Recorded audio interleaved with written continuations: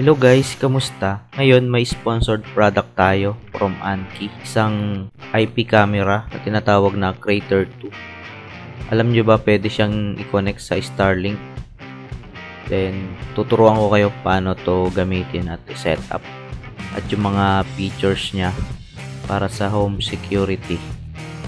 And makikita nyo rin kung ano yung mga kasama niyang item sa box, kung paano gamitin at i-set up.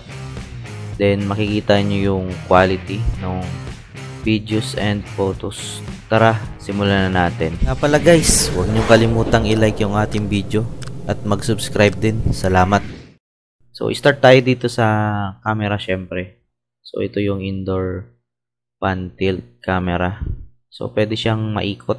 Pwede mo siyang makontrol yung pinakang camera niya. Mamaya i-demo ko. Then ito yung camera bracket na nilalagay sa ilalim pag gusto mong i-mount sa kisame. Pwede din siyang ilagay sa wall, so parang ganito. Then ganito din yung parang setup na i-mount mo, ito tornilyo. So another item na nakalagay is yung USB power cable. Yan, siyempre dun siya isasaksak. So, kailangan siya ng power adapter. So, may kasama na siya. So, hindi na kayo bibili.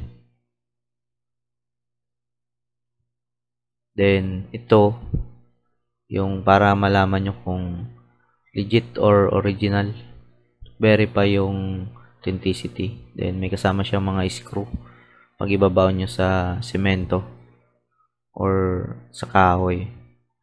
Then, ganito yung pag-setup niya. Doon siya i-screw. Ayan, ganyan lang yan. Yun yung binabaon sa semento. Yung kulay green. So, isaksak natin siya para makita yung panag-power on. So, yung kulay purple, yun yung infrared.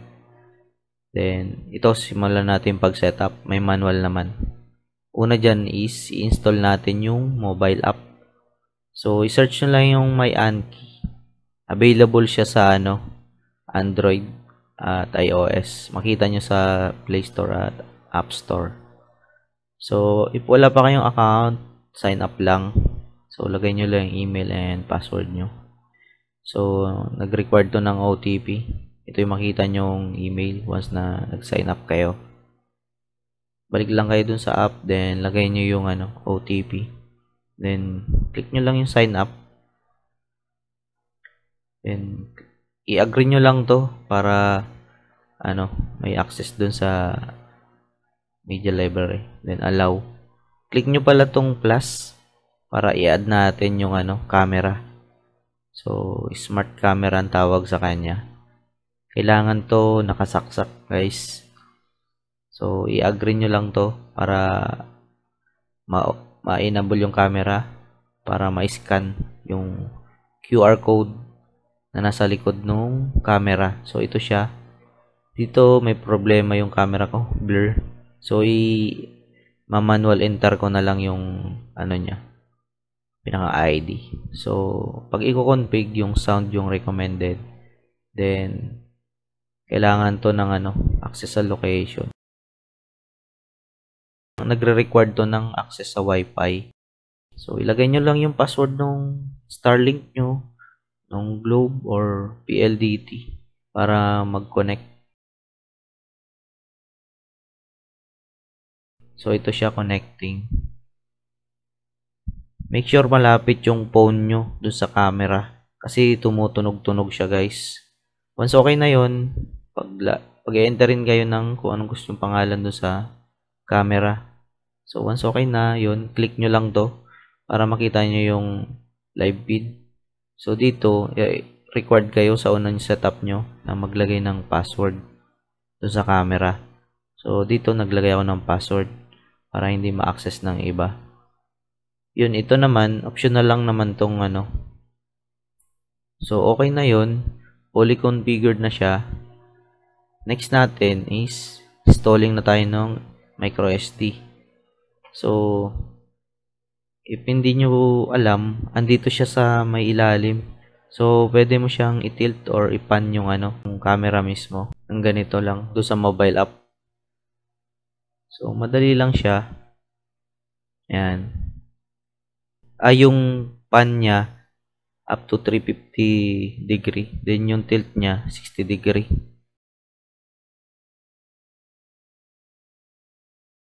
So, ito pala yung gagamitin kong SD card. Yung SanDisk na 16 gig micro SD. So, up to 128 gig naman yung capability nitong ano na to, camera. So, ito siya para sa paglalagyan ng ano, SD card slot. Ayan, i-press nyo lang ng madahan para yun, mag-click naman yun ng sound. Then, if inahanap nyo yung reset button, andito lang din siya katabi ng SD card slot. Ayan, pwede nyo i-click yun in case gusto nyo mag-reset ng config para sa Wi-Fi. Ayun lang, ibabalik ko lang to. Then, start na natin yung ano, pag-setup. Makita nyo yung quality ng video. Ito yung current setup ko pala. Pinatong ko lang muna sa rep para sa demo purposes. So, ito yung daytime na ano, video. So, raw siya. Then, ito din naman yung para sa nighttime. So, kumakaway-kaway pa ako dyan para makita nyo. Dito, medyo may laggy siya na part. Ewan ko lang kung bakit ganon. Then, yan. Trinay kong galawin. Ayan, pinakita ko rin kay Mrs. Okay yung ano. Sinayos ko tong ano, aming blinds. So, sira pala siya doon. Then, ito yung nighttime niya. So, ito yung quality niya. Ang gumagana dito yung parang infrared. Kaya black and white. So, ito naman yung capture ng photo. Ito siya. Isa pala sa magandang features pa nito, pwede nating ma-access kahit saan yung camera. Kasi IP camera to. Basta may internet connection lang tayo. Kahit mobile data. Bali dito, tinis ko siya gamit mobile data. So, makikita nyo naman dito, pwede ko siyang makontrol, matilt, at mapan.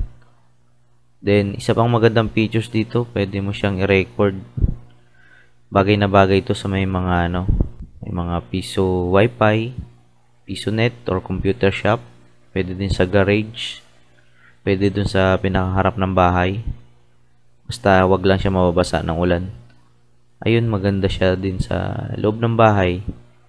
Depende sa paggagamitan nyo guys. Basta hindi siya naulanan. Kasi pang indoor lang siya. So, para naman sa mga iba pang features, andito naman makikita sa ano nila, product page. Yung link nasa description. Ayan guys. Kung makikita nyo, supported niya rin yung Alexa. 100% compatible siya. Ayan, may dual, ano, two-way audio. Pwede magsalita. Pwede nyo kausapin yung nandun sa camera gamit yung phone. Then, nakalimutan ko palang i-mention. Doon sa mobile app, may auto notification siya pang may na-detect siya. Ayan. Ito yung sinasabi ko kanina guys na 350 degree na ano. Na pwede siyang ano, galaw-galawin. Pwede mo siyang makontrol. Then, yun. Kaya niyang mag-view ng ano, mag-capture ng kahit gabi. Yun yung maganda dito. Ayan. Then, ito yung kanina. Pwede mong i-command yung Alexa mo na ano, mag-display ng camera. Then, yung sabi ko nga, 128 GB yung kaya niya, yung capacity niya. Meron din ano, sa cloud storage. Ayun guys, pwede nyo siyang ano, i-browse dito. If may question kayo, comment down below lang. Thank you guys for watching. Don't forget to subscribe, like, comment, and share. See you on my next video.